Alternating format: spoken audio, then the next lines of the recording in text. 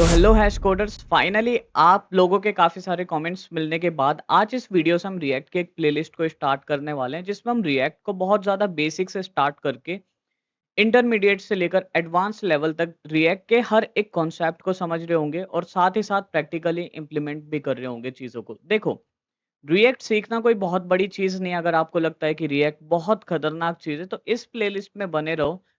इस प्लेलिस्ट की 5 से 7 वीडियो देखने के बाद ऑलरेडी आपको इतना कॉन्फिडेंस आ चुका होगा कि हाँ भाई, रिएक्ट बहुत ही सिंपल है। ठीक है, इससे पहले कि मैं जाके आपको पढ़ाना शुरू करूँ, कुछ चीज़ें हैं जो आपसे डिस्कस करनी है। देखो, हमारे चैनल पे ऑलरेडी एक प्लेलिस्ट ASP.NET कोर की चल रही थी, जिसमें मैं आपको बैकएंड सिखा रहा था। अब प्रॉब्लम ये है कि आप में से काफ़ी सारे लोगों ने कमेंट किया कि सर एक रियल लाइफ प्रोजेक्ट के थ्रू इन कॉन्सेप्ट को सिखाओ। तो मैंने भी सोचा कि आइडिया अच्छा है। तो राइट नाउ मेरे चैनल पे सिर्फ़ और सिर्फ़ एक प्लेलिस्ट थी जो थी ASP.NET कोर के ऊपर, बट अभी हम पैरेलली 3 प्लेलिस्ट को एक साथ रन कर रहे हैं। एक हमारी ASP.NET कोर की और एक ये रिएक्ट की हो जाएगी, और एक और प्लेलिस्ट बना रहे हैं जिसमें हम अभी के लिए एक प्रोजेक्ट को बनाना स्टार्ट कर रहे हैं। उस प्लेलिस्ट को भी जाके आप चैनल पे चेकआउट कर सकते हो। उस प्लेलिस्ट में क्या है, थोड़ा-सा आपको ब्रीफली बता दूँ, तो उसमें फ्रंट एंड में हम रिएक्ट और टेलविंड CSS को यूज़ कर रहे हैं, और बैकएंड में ASP.NET कोर JWT को यूज़ कर रहे हैं, और डेटाबेस में हम SQL सर्वर को यूज़ कर रहे हैं। उसको यूज़ करके हम एक रियल लाइफ एप्लीकेशन बना रहे हैं, जिसमें आपस में एम्प्लॉइज़, एक कंपनी के एम्प्लॉइज़ आपस में रियल टाइम पे कन्वर्सेशन कर सकते हैं, चैट, जैसे कि हम माइक्रोसॉफ्ट टीम्स पे करते हैं। और इस एप्लीकेशन पे अभी के लिए हम ऐसा कर रहे हैं कि जो एडमिन होगा ना, वो यूज़र्स को या फिर अदर एम्प्लॉइज़ को टास्क भी असाइन कर सकता है। तो काइंड ऑफ एक कोलैबोरेटिव सिस्टम बनाने की कोशिश कर रहे हैं हम। तो वो वीडियो भी अभी आप जाके देखोगे तो प्लेलिस्ट आपको मिल जाएगी। उसका सिर्फ़ पहला वीडियो आपको चैनल पे मिलेगा। तो हर 1 से 2 दिन के गैप के साथ आपको हर एक प्लेलिस्ट में एक नया वीडियो मिलता रहेगा। बट ASP.NET कोर में अभी आपको थोड़ा-सा डिले मिलेगा, क्योंकि मैं ये चाह रहा हूँ कि एक बार हम रिएक्ट को इतना सीख लें कि जिसके बाद हम रिएक्ट और ASP.NET कोर को इंटीग्रेट करना आ जाए, देन हम आगे कंटिन्यू करेंगे। और जो प्लेलिस्ट है जिसमें मैं ये एप्लीकेशन बनवा रहा हूँ, उसमें हम गिट एंड गिटहब को भी अच्छे से डिस्कस कर रहे हैं। और ये तीनों प्लेलिस्ट जब एक चरम सीमा पे पहुँच जाएगी, उसके बाद हम शुरू कर देंगे माइक्रो सर्विसेज़ को। अगर आप कोई और टेक्नोलॉजी सीखना चाहते हो, तो आप कमेंट में बता सकते हो। चलिए, ज़्यादा टाइम ना वेस्ट करते हुए शुरुआत करते हैं इस वीडियो की। तो बहुत जल्दी में फुर्ती से क्विक इंट्रोडक्शन देख लेते हैं। बहुत बेसिक लेवल पर, लेवल सबके निकलेंगे, बट उसी के जो खड़ा रहेगा, ठीक है? नहीं समझ आया तो क्या ही कर लोगे जीवन में, चलो आओ रिएक्ट सीखो। तो आखिर what the hack is react? आखिर ये रिएक्ट नाम की चीज़ होती क्या है? तो देखो यार, रिएक्ट ना एक फ्रंट एंड की लाइब्रेरी है। अब ये लाइब्रेरी है या फ्रेमवर्क है? According to official documentation, React is a library. क्या हमें बहुत डिटेल में जाना चाहिए कि ये लाइब्रेरी है या फ्रेमवर्क है? No. Sometimes eventually you will see कि बहुत सारे लोग लाइब्रेरी की जगह उसको फ्रेमवर्क बोल देंगे एंड फ्रेमवर्क की जगह उसको लाइब्रेरी बोल देंगे। तो these things are called interchangeably, and that's not also wrong. Let me try to create और ड्रॉ अ लाइन जो एक लाइब्रेरी को फ्रेमवर्क से डिफरेंट कर दें। देखो यार, एंगुलर जब हम सीखेंगे ना, तो वहाँ पर आपको पता लगेगा कि आप एक बार एंगुलर का प्रोजेक्ट इनिशियलाइज़ करते हो, आपको राउटिंग के लिए या फिर ग्लोबल स्टेट मैनेजमेंट करने के लिए कोई अदर पैकेज की रिक्वायरमेंट नहीं होती। एंगुलर में ही आप सारा काम करते हो। तो framework is like one stop shop और one stop solution for everything. आपको किसी और चीज़ पर, किसी और प्राणी पर डिपेंडेंट होने की ज़रूरत नहीं है। ठीक है। लाइब्रेरी की बात करें तो library focuses on one area. अगर हम रिएक्ट की ही बात करें तो react focuses on how you can create complex web application in form of component. Component तो यार बैकबोन है रिएक्ट की, है ना? इसको भी हम सीखेंगे। नहीं आता तो ठीक है। बट हाँ, इतना समझो कि रिएक्ट ना एक पर्टिकुलर एरिया पे फोकस करता है, एंगुलर पूरी की पूरी एप्लीकेशन पे फोकस करता है। चलो, रिएक्ट के बारे में थोड़ी-सी और चर्चा कर लें। सर रिएक्ट क्या है? रिएक्ट ना एक फ्लेक्सिबल जावास्क्रिप्ट लाइब्रेरी है। तो रिएक्ट एक जावास्क्रिप्ट की फ्लेक्सिबल लाइब्रेरी है, जिसको यूज़ करके हम अपने एप्लीकेशन के फ्रंट एंड को डेवलप कर रहे होंगे। रिएक्ट या फिर एंगुलर, चलो रिएक्ट के बारे में बात करते हैं। रिएक्ट ना फोकस करती है कि कैसे आप अपने एप्लीकेशन के बड़े से पार्ट को छोटे-छोटे कंपोनेंट्स में डिवाइड करना शुरू कर दें एंड उनको आपस में ऐड करके यूज़ कर लें। अब मान लो आप एक एप्लीकेशन पे काम कर रहे हो जिसमें एक पेज है, सिंगल पेज, जहाँ पर आपको 1000 लाइन का कोड लिखना पड़ रहा है। अब इमेजिन फ्यूचर में आप या फिर आपका फेलो डेवलपर जब उस एप्लीकेशन पे दोबारा काम करेगा, कुछ अपडेट करना होगा या कुछ मॉडिफाई करना होगा, तो उसको 1000 लाइन के कोड में वो काम करने में आसानी होगी, या चीज़ें वेल ऑर्गेनाइज हो 10 फाइलों में हम इन 1000 लाइन के कोड को छोटे छोटे छोटे उसमें डिवाइड कर दें, वहां पर जाके उस फाइल में चेंजेस करने में आसानी होगी। ऑब्वियसली यू विल से कि जब हम छोटे छोटे छोटे पार्ट में फाइल्स बना के ऑर्गेनाइज कर रहे हैं अपने लार्ज कोड को, तो वहाँ पर हमें अपनी एप्लीकेशन को मॉडिफ़ाई करने में या फिर उसके अंदर अपडेट्स करने में बहुत easily we can do that. अब इसको एक और एग्ज़ाम्पल से समझ लेते हैं। अरे यार! एग्ज़ाम्पल बताता हूँ, सुनो मेरी बात। अब मान लो आपके पास एक बुक है। बुक में कुछ इंडेक्सिंग नहीं है कि ये आपको यहाँ मिलेगा, वो आपको वहाँ मिलेगा। पूरा का पूरा कंटेंट कॉम्प्लेक्स है, पूरा का पूरा कंटेंट मेस्ड है। तो क्या अगर आपको किसी एक पर्टिकुलर चैप्टर के बारे में पढ़ना है उस बुक्स में से, आप पढ़ पाओगे? Obviously no. तो सेम चीज़ यहाँ पे रिएक्ट सॉल्व करता है। रिएक्ट बोलता है कि आप एक पेज को छोटे-छोटे कंपोनेंट्स में डिवाइड कर दो। What are components? Components are nothing, they are just smaller piece of the web application. बहुत बात कर ली सर। चलिए अब थोड़ा-सा दिखा भी दें कैसा होता है, अभी देख लेंगे। अब इसके बारे में एक और चीज़, इसका निर्माता कौन है? किस व्यक्ति ने इसको बनाया? इस व्यक्ति ने बनाया इसको जॉर्डन वॉक। लेकिन आप बहुत सारी जगह पे देखोगे कि वहाँ पे लिखा होता है रिएक्ट को फेसबुक ने बनाया। ये पूरी कहानी समझते हैं, आखिर हमें रिएक्ट की ज़रूरत क्या पड़ी, ठीक है? तो रिएक्ट से पहले की दुनिया देखते हैं। लगभग 2004 के पास मार्क ज़करबर्ग ने फेसबुक को लॉन्च कर दिया था। तो अगर आप पुराने फ़ेसबुक के यूज़र हैं या फिर आप अपने चाचा या भैया से पूछोगे जो कभी फ़ेसबुक यूज़ करते थे, तो उनको पता लगेगा। मान लो यहाँ पर एक यूज़र है, उसका नाम रख लेते हैं भोलू, और भोलू बात कर रहा है चिंकी से, ठीक है? इमेजिनेशन स्ट्रॉन्ग रखना भैया, मेरा सेशन देख रहे हो तो। यहाँ पर ये मेरा भोलू, ये बात कर रहा है चिंकी से। भोलू ने चिंकी से पूछा, "चिंकी क्या तू मेरे साथ घूमने चलेगी?" चिंकी ने बोला, हाँ, मैं घूमने चलूँगी। अब भोलू फ़ेसबुक के थ्रू चिंकी से बात कर रहा था, चैट बॉक्स में। जैसे ही भोलू के पास एक मैसेज आएगा, चैट बॉक्स में एक आइकन बना आ जाएगा इसके उस पर कि नोटिफ़िकेशन दिखाएगा, एक मैसेज अभी ऐसा है जो आपने देखा नहीं है, ठीक है? तो भोलू बड़ा खुश। अब भोलू वो मैसेज देख लेगा कि चिंकी ने उसे पार्क में बुलाया, भोलू चले जाएगा उस दिन, ठीक है? अब क्या होगा? भोलू अगले दिन भी फ़ेसबुक ऑन कर रहा है, ठीक है? अब मान लो एक ऐसा सिनेरियो ले लेते हैं कि भोलू ने ना फ़ेसबुक के एप्लीकेशन को क्लोज़ करा ही नहीं था, वो ऐसे ही उसके कंप्यूटर में खुला था। वो घूम-घाम के चिंकी के साथ घूमा, फिर उस दोस्तों के साथ घूमा कि आज मज़े आ गए। तो अगले दिन जैसे ही वो अपने कंप्यूटर या लैपटॉप पे बैठा, उसने देखा यार अभी भी एक नोटिफ़िकेशन दिखा रहा है, अभी भी एक आइकन बना आ रहा है नोटिफ़िकेशन पे कि आपका एक मैसेज अनसीन है। तो उसने क्लिक किया चैट बॉक्स में, उसने देखा, अरे यार! ये मैसेज दोबारा चिंकी ने मुझे पार्क में बुलाया। अब भोलू पार्क में गया, बैठा वहाँ पे, काफ़ी देर तक चिंकी आई नहीं। फिर भोलू ने चिंकी से बोला, "यार तुमने तो मेरे को पागल बना दिया।" चिंकी ने बोला, "मैंने तो ऐसा कोई मैसेज ही नहीं किया, मैंने तो सिर्फ़ परसों किया था।" भोलू ने कहा, "हाँ यार, बात तो सही है।" तो ये प्रॉब्लम थी फ़ेसबुक के साथ। क्या? कि जो नोटिफ़िकेशन होती थी ना मैसेज की, नोटिफ़िकेशन इंस्टेंट टाइम पर अपडेट नहीं होती थी, या यू कैन से कि रीलोड चाहिए होता था हमारी एप्लीकेशन को। आपने भी ये चीज़ फेस की होगी कि जैसे ही चैट का नोटिफ़िकेशन आता था, आप मैसेज पढ़ लेते थे, आप रिप्लाई कर देते थे, बट फिर भी वो आइकन वहाँ पे रहता था कि भाई आपका एक मैसेज अनसीन है ना? होता था ना ऐसा? होता था या नहीं? होता था ना? बहुत बढ़िया। तो ये एक प्रॉब्लम थी, रियल टाइम नोटिफ़िकेशन को अपडेट हम नहीं कर पा रहे थे। अब इस प्रॉब्लम का भी नाम कुछ था, मुझे like I am not good at remembering things, तो आप गूगल कर सकते हो कि इस प्रॉब्लम को क्या नाम दिया था फेसबुक ने। तो उन्होंने वेरियस टाइप के आर्किटेक्चर्स, वेरियस टाइप के सॉल्यूशन सोचे कि इसको हम कैसे फिक्स कर सकते हैं।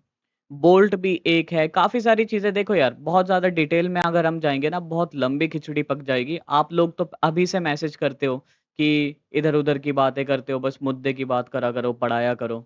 देखो यार, मेरा चैनल है, मैं अपने तरीके से चलाऊँगा इसे। अगर आपको मज़ा आता है तो पढ़ो। मेरा तो यही वे है पढ़ाने का कि डोंट डोंट मतलब अपने आप पे बर्डन मत डालो कि भाई पढ़ना है, इतना खत्म करना है। यार एन्जॉय एन्जॉय द प्रोसेस। मतलब आप मंजिल पे जाना चाहते हो डायरेक्ट, आप रिएक्ट सीखना चाहते हो, एन्जॉय द प्रोसेस। आपने फेस किया होगा, आपको लगता है रिएक्ट में सब कुछ आ गया। इंटरव्यू में जब आप बैठते हो, तो आपकी तोती बंद हो जाती है। रीज़न बताऊँ आपको? आप ना सिर्फ़ कोड लिखना चाहते हो, सिर्फ़ और सिर्फ़ कोड। कोड कैसे काम कर रहा है, उसके पीछे क्या लॉजिक है, क्या कॉन्सेप्ट है, आपको नहीं पता। रीज़न? क्योंकि आप तो सिर्फ़ कोड लिखना चाहते थे और कोड आप लिख पा रहे हो, लेकिन इंटरव्यूअर तो समझना चाहता है कि आप उस कोड को कितना अच्छे से जानते हो। क्योंकि जब तक आप अनटिल और unless you will not know anything, everything about what you have written, आप उस कोड के साथ बहुत ज़्यादा कुछ उखाड़ नहीं सकते जीवन में। तो समझो ये सारी चीज़ें, कहानी की तरह बता रहा हूँ, समझो। ठीक है। तो भाई हमेशा, हमेशा हमें ना अपने एप्लीकेशन को रीलोड करना पड़ता था इंस्टेंट नोटिफ़िकेशन अपडेट्स के लिए। इस प्रॉब्लम को हमें सॉल्व करना था। हमने सोचा क्या करें, क्या करें, क्या करें? अब उस टाइम हमारे पास तो इतना दिमाग विकसित नहीं था। थोड़े से हिस्टोरिकल फैक्ट्स देख लेते हैं। आपको पता है फेसबुक कब लॉन्च हुआ? 2004 में। तो मार्क ज़करबर्ग ने वो आपने वीडियो देखी होगी सोशल नेटवर्क वाली सॉरी मूवी, उसमें इसने चोरी करी, किसका आइडिया था? I don't know. आप मुझे ज़रूर बताना मार्क ज़करबर्ग ने सही किया या नहीं कमेंट्स में ज़रूर बताना। तो फाइनली 2004 में ये लॉन्च हो चुका था एंड उसके बाद ऐसी प्रॉब्लम आ रही थी जो हमने ऑलरेडी डिस्कस की कि रियल टाइम पे नोटिफ़िकेशंस अपडेट नहीं हो पा रहे थे। देन उसके बाद एक तहलका मच गया वेब एप्लीकेशन की दुनिया में।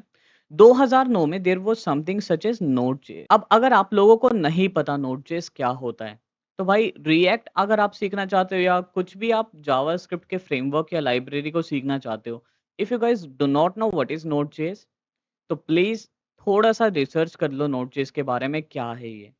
और आप अगर कमेंट करोगे तो इसी प्लेलिस्ट में मैं एक नोट.जेएस के ऊपर शॉर्ट वीडियो बना के डाल दूँगा कि भाई क्या है ये, क्या नहीं है, ठीक है? आप देख लोगे, ठीक है? ऑलराइट तो 2009 में आया नोट.जेएस। थोड़ी-सी चीज़ें बता दूँ। देखो 2009 से पहले जो लोग जावास्क्रिप्ट जानते थे ना, उनको बहुत शर्म महसूस होती थी क्योंकि जावास्क्रिप्ट को वो सिर्फ़ और सिर्फ़ ब्राउज़र के अंदर यूज़ करते थे। अब और डेवलपर जो जावा के डेवलपर थे, पाइथन के थे, वो बोलते थे भैया हमें किसी ब्राउज़र की ज़रूरत नहीं है। हम अपनी टेक्नोलॉजी यूज़ करके वेरियस टाइप्स के एप्लीकेशन बना सकते हैं। हम डेस्कटॉप एप्लीकेशन बना सकते हैं, मोबाइल एप्लीकेशन बना सकते हैं, इवन हम एआई मॉडल बना सकते हैं। तो जावास्क्रिप्ट के ये जो व्यक्ति थे, इनका नाम था रियान डाल। इन्होंने 2009 में क्या किया, इन्होंने बोला, "अच्छा, तुम मेरा मज़ाक बनाओगे? अब आ गई मेरी बात ईगो पे और आपको तो पता ही है we are man and man will be man. एक बार अगर कोई बात ईगो पर आ गई तो भैया छोड़ना नहीं है। फिर इन्होंने रिवर्स इंजीनियरिंग करना शुरू की। इन्होंने बोला कि कैसे जावास्क्रिप्ट का कोड ब्राउज़र के अंदर रन होता है। तो इन्हें पता लगा कि हर एक ब्राउज़र के अंदर जावास्क्रिप्ट का एक इंजन होता है। और हर ब्राउज़र ने अपने इंजन का एक नाम दे रखा है ना? अगर आपके पास कोई पैट होगा, उसका कुछ ना कुछ नाम रखोगे। सिमिलरली हर एक ब्राउज़र की टीम ने जावास्क्रिप्ट इंजन का कुछ नाम रखा है और क्रोम ब्राउज़र का जो इंजन है, उसका नाम है V8। तो इन्होंने क्या किया, V8 के कोड को इंटीग्रेट कर दिया C++ के कोड के साथ एंड ये जो सॉफ्टवेयर बना है ना, ये पैक, इसी को हम नोड.जेएस बोलते हैं। बहुत सारे लोगों को लगता है क्या कोई फ्रेमवर्क है, क्या कोई प्रोग्रामिंग लैंग्वेज है? अरे नहीं भाई, it's like run time environment. ठीक है? जो जावास्क्रिप्ट के कोड को ब्राउज़र के बाहर रन कराने की आपको सहूलियत देता है। तो 2009 में ये बहुत तगड़ा काम हुआ, जिसके बाद अब हमारे पास मौका था कि बरसों से अपने ऊपर जो धब्बा लगा था उसको छुटाने का और जावास्क्रिप्ट की कम्युनिटी को एक ऐसी कम्युनिटी बनाने का कि दुनिया बस उँगली चबाती रह जाए। आप भी आज भी अगर आप गूगल करोगे तो यू विल ऑलवेज़ फाइंड कि पाइथन एंड जावास्क्रिप्ट कॉम्पिटिट करते रहते हैं कि मैं नंबर 1, तू नंबर 1, मैं नंबर 1 ऐसे कहानी चलती रहती है। तो जावास्क्रिप्ट को आप हमेशा टॉप 3 प्रोग्रामिंग लैंग्वेजेस में पाओगे। Reason is Node.js. अब नोड.जेएस के बाद क्या हुआ, तरह-तरह के फ्रेमवर्क्स एंड लाइब्रेरी बनना शुरू हुई। रिएक्ट क्या है नहीं पता हमें। तो 2010 में, क्योंकि हम हिस्टोरिकल फैक्ट्स डिस्कस कर रहे हैं ना अभी, 2010 में क्या हुआ, there was a person on Facebook team, his name was Jordan Walke. He was introvert तुम्हारी तरह, है ना? तो इस व्यक्ति ने क्या किया, इसने सोचा क्यों ना कुछ काम किया जाए। देखो पूरी की पूरी फेसबुक की जो एंटायर टीम था ना, दे वर वर्किंग ऑन बोल्ट.जेएस। ये सिंगल पर्सन, सिंगल हैंडेडली इसने क्या किया, इसने कहा इस प्रॉब्लम को मैं कैसे सॉल्व कर सकता हूँ। तो इसने थोड़ा-सा आइडिया लेकर आया ये कि instead of working on real DOM, let's work on real DOM. So this was the father of React. On documentation और एवरीवेयर यू विल फाइंड कि फेसबुक ने किया है, फेसबुक का ये कार्य है। और आपको पता है ये फेसबुक कैसे क्रेडिट चुराने में माहिर है। चलो ज़्यादा डिबेट नहीं करेंगे भैया, आ जाते हैं यहाँ पर वापस। तो जॉर्डन वॉक ने क्या किया, 2010 में साइलेंटली काम करना स्टार्ट किया। 1 साल इस व्यक्ति ने अपने जीवन के इस चीज़ को बनाने के लिए दिए, जिसको आज हम रिएक्ट नाम से जानते हैं। अभी तो हम इसको डिस्कस करेंगे बहुत डिटेल में, ठीक है? बट समझो ज़रा, 1 साल 2011 तक इसने रिएक्ट को इतना डेवलप कर लिया था कि ही वाज़ कॉन्फिडेंट इनफ कि हाँ भाई, इट विल वर्क। तो फेसबुक की बोर्ड मीटिंग में ये बैठा और इसने सबको कन्विंस किया कि कैसे हम रिएक्ट को यूज़ कर सकते हैं फेसबुक में। अब काफ़ी सारे लोग थे जो इसकी बात से सहमत नहीं थे, तो फाइनली एक डिसीज़न लिया, let's just do one thing. जो हमारी पूरी फेसबुक एप्लीकेशन है, उसका कौन-सा ऐसा पार्ट है जिसको बहुत कम यूज़र्स यूज़ करते हैं। तो फेसबुक का जो न्यूज़ फीड वाला सेक्शन है या पेज है, उसको बहुत रेयरली पहले लोग यूज़ करते थे, अब तो बूढ़े लोग देख लेते हैं। क्योंकि न्यूज़ देखते थे न्यूज़पेपर में या फिर न्यूज़ चैनल्स पर, फेसबुक को बहुत कम लोग यूज़ करते थे न्यूज़ के लिए। फेसबुक डिड गैम्बलिंग, अरे हिंदी में ही बोल दो सर, ठीक है। तो फेसबुक ने गैम्बलिंग की, फेसबुक ने बोला ठीक है, या तो कर जाएँगे या फिर मर जाएँगे। तो फेसबुक ने न्यूज़ फीड पे अप्लाई किया इस रिएक्ट को 2011 में, क्योंकि अब जॉर्डन वॉक इतने कॉन्फिडेंट थे कि ये उनको नेग्लेक्ट नहीं कर पा रहे थे। इन्हें लगा कुछ तो बात है इस बंदे में। फिर 2 साल तक इन्होंने कंटिन्यूअसली मॉनिटर किया कि क्या एप्लीकेशन का इवैल्यूएट किया, परफॉर्मेंस चेक किया। Finally they came to a conclusion इन 2013। They released React as an open source. अब ओपन सोर्स क्या होता है? भैया आप इसको इंटरनेट से फ्री में डाउनलोड कर सकते हो। कैसे करोगे? कैसे रिएक्ट का प्रोजेक्ट इनिशियलाइज़ करना है? Obviously I will let you know. क्यों घबराते हो? मैं बताता हूँ, ठीक है। तो फेसबुक ने बोला भैया हम देख चुके हैं, हाँ, हाँ, जॉर्डन वाक हम आपको देख चुके हैं, आप तो बड़े ही उच्च दर्जर के खिलाड़ी निकले। इन्होंने क्या किया, अब फेसबुक की जो भी सिस्टर टीम थी, मैं हिस्ट्री का सेशन नहीं पढ़ाने बैठा कि इंस्टाग्राम को कब एक्वायर किया, व्हाट्सएप को कब एक्वायर किया, इन्होंने हर जगह पर रिएक्ट को अप्लाई कर दिया। एंड आज भी जितनी भी एप्लीकेशन फेसबुक के पास है, फेसबुक जिनको ऑन करता है, हर किसी एप्लीकेशन में फ्रंट एंड पर ये रिएक्ट लाइब्रेरी को ही यूज़ कर रहे हैं। अब आपके दिमाग में एक क्वेश्चन हो सकता है कि सर, मेरा प्रोडक्ट मैंने इसको बनाया ना, मैं इस टूल को अपने हर एक प्रोडक्ट में यूज़ करूँगा। तो हो सकता है फेसबुक इतना प्रभावशाली ना हो, मतलब इसलिए इसकी पॉपुलैरिटी है क्योंकि फेसबुक के पास बहुत सारे ये है एप्लीकेशन, व्हाट्सएप एंड इंस्टाग्राम, और अभी तो इंस्टाग्राम थ्रेड भी आया है अभी नया। तो इन्होंने क्या किया, अपनी पॉपुलैरिटी पे अप्लाई किया और रिएक्ट भी पॉपुलर हो गया। क्या ऐसा है क्या? ऐसा बिल्कुल भी नहीं है। क्योंकि आज रिएक्ट को सिर्फ फेसबुक या फेसबुक की सिस्टर कंपनी यूज़ नहीं करती। आज रिएक्ट को मैं बताता हूँ कौन-कौन यूज़ कर रहा है। एयरबीएनबी फेसबुक रिएक्ट को यूज़ कर रही है। इवन कि अमेज़न भी इसको यूज़ कर रही है, and even Netflix. So there are plenty of companies, you will go and discover. आप सोचोगे अच्छा, ये तो टेक जायंट है, ये तो रूल करता है, ये भी रिएक्ट को यूज़ कर रहा है। हाँ जी, ऐसा आपके साथ होने वाला है। सो this was the historical facts कि आखिर रिएक्ट की ज़रूरत क्या थी? रिएक्ट का जन्म कैसे हुआ?